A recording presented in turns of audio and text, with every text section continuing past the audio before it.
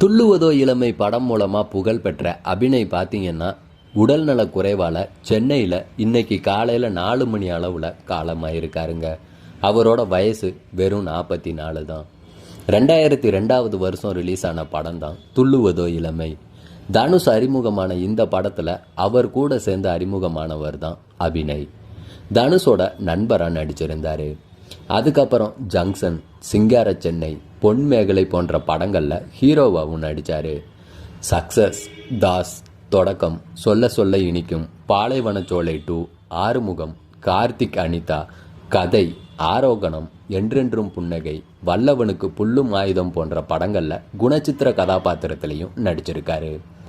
43 வயசான அபிநய்க்கு கல்லீரல் தொற்று பிரச்சனை ஏற்பட்டு தனியார் மருத்துவமனையில் கடந்த சில மாதங்களாகவே சிகிச்சையில் இருந்தார்.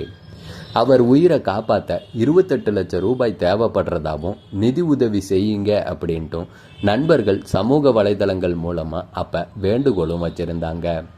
KPY பாலா உள்ளிட்ட சிலர் உதவியும் செஞ்சாங்க.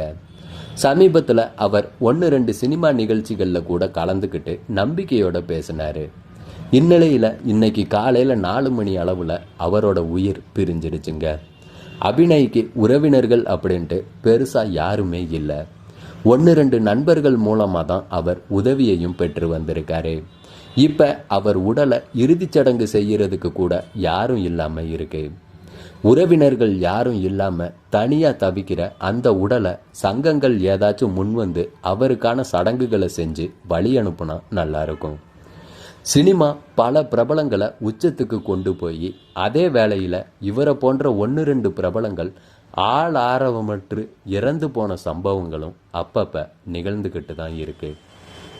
குடி போன்ற தீய பழக்கங்களால் இவர் இந்த நிலைமைக்கு ஆளாகி இருக்காருன்னு சொல்லப்படுது.